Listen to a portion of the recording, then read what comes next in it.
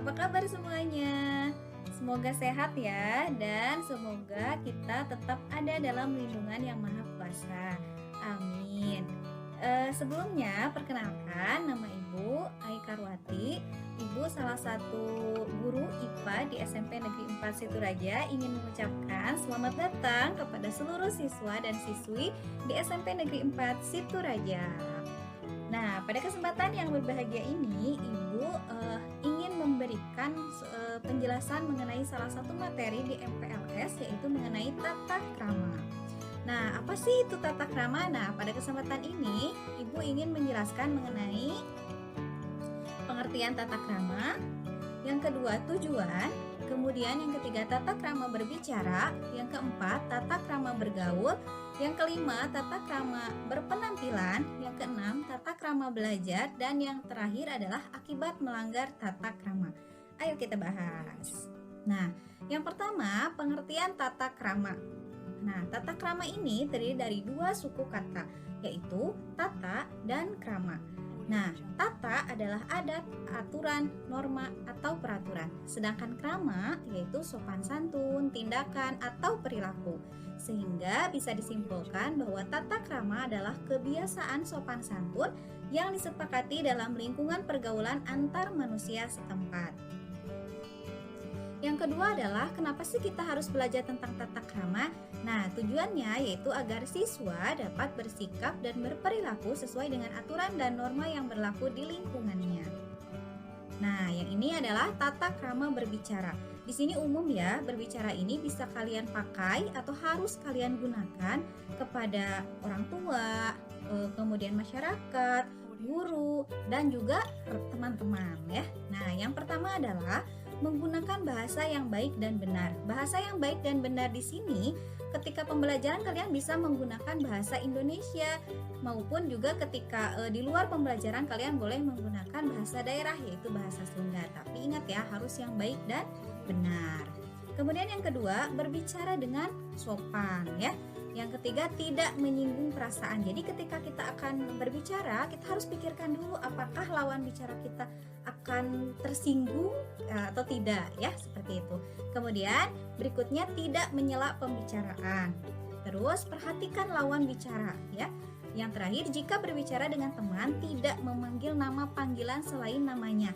Kadang ada kan yang memanggil nama teman itu dengan nama orang tua. Nah, tidak boleh ya, itu tidak sopan ya.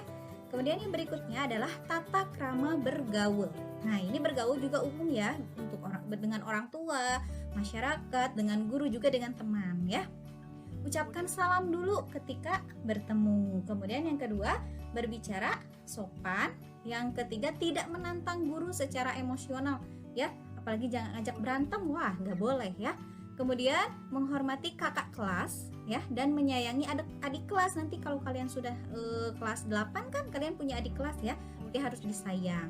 Kemudian tidak ada bullying, jadi tidak boleh nih membuli teman ya, atau membuli siapapun juga nggak boleh ya.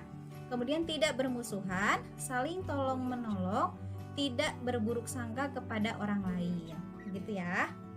Kemudian yang berikutnya adalah tata krama berpenampilan. Jadi di sini kalian kan anak sekolah ya, jadi harus menunjukkan penampilan yang juga penampilan anak sekolah. Nah, yang pertama adalah berseragam lengkap sesuai dengan aturan sekolah.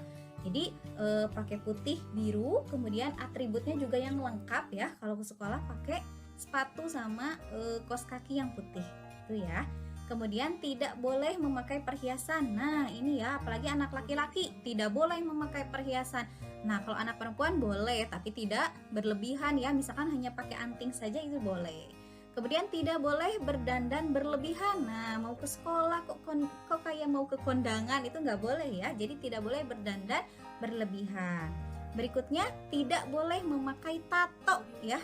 Ingat. Kemudian tidak boleh mencoret-coret pakaian, apalagi pakaian sekolah ya, tidak boleh. Kemudian yang berikutnya adalah tata krama belajar. Nah, ini ketika belajar ya, baik itu secara tatap muka maupun secara daring melalui WhatsApp atau Zoom ya. Nah, yang pertama, mengerjakan segala tugas yang diberikan guru nih harus dikerjakan ya. Kemudian hadir tepat waktu. Nah, jangan sampai di jadwal jam 8 nih guru udah masuk, kalian masuknya nanti setengah 10 udah mau habis. Nah, itu nggak boleh ya. Kemudian memperhatikan guru ketika menjelaskan, dan juga yang terakhir menghormati dan mentaati perintah guru serta mengikuti pelajaran yang diberikan guru dengan baik ya. Untuk semua guru ya, jangan pilih-pilih gurunya ya, nggak boleh. Nah, yang terakhir adalah bagaimana jika kalian melanggar tata krama yang tadi. Nah, ternyata ada akibatnya nih. Yang pertama, peringatan secara lisan. Biasanya kalian dipanggil tuh sama guru BP. Nah, nanti dikasih tahu tuh kalian melanggar tata krama yang mana, sanksinya apa. Nah, seperti itu. Kemudian yang kedua adalah peringatan tertulis. Nah, kalau secara lisan udah nih masih melanggar, dikasihlah peringatan secara tertulis. Nah, masih melanggar juga, masuk ke yang ketiga yaitu panggilan orang tua. Orang tua kalian dipanggil ke sekolah tuh. Nah, ternyata masih melanggar juga. Akhirnya yang keempat, dikembalikan kepada orang tua alias dikeluarkan. Ya, jangan sampai ya. Jadi Ibu harap kalian mentaati seluruh tata krama yang ada di sekolah, di rumah, di lingkungan masyarakat juga ya. Nah, sekian yang dapat Ibu sampaikan. Semoga apa yang tadi Ibu sampaikan bermanfaat untuk kalian dan kalian juga bisa mengaplikasikannya dalam kehidupan sehari-hari. Tetap sehat, tetap semangat. Ibu tutup. Wassalamualaikum warahmatullahi wabarakatuh.